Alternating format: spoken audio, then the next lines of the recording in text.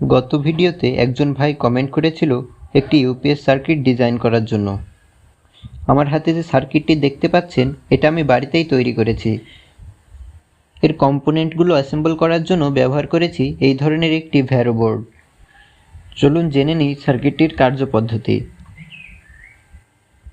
এখানে ইনপুট দিতে হয়। সার্কিটটিতে ইনপুট হিসেবে দিতে হয় 12 ভোল্ট অ্যাডাপ্টার বা ব্যাটারি চার্জার। ব্যাটারি হিসেবে ব্যবহার করতে হয় 8.4 volt 2S battery pack. Input থাকা অবস্থায় সার্কিটটি থেকে আমরা আউটপুট পাবো 12 ভোল্ট, 5 ভোল্ট এবং 9 ভোল্ট। বিদ্যুৎ থাকলে সরাসরি অ্যাডাপ্টার থেকে রাউটার এবং অণু চলবে, এবং বিদ্যুৎ চলে গেলে অটোমেটিক ব্যাটারি থেকে চলবে। সার্কিটটি আমি কিভাবে তৈরি করলাম সেটার ফুল ডিটেলস জানার জন্য আপনারা একটি লং ভিডিও চান কিনা তা অবশ্যই কমেন্টে জানাবেন, যেখানে সার্কিটটি সম্পর্কে ডিটেলস বলা হবে এবং কানেকশন ডায়াগ্রাম দিয়ে দেওয়া হবে।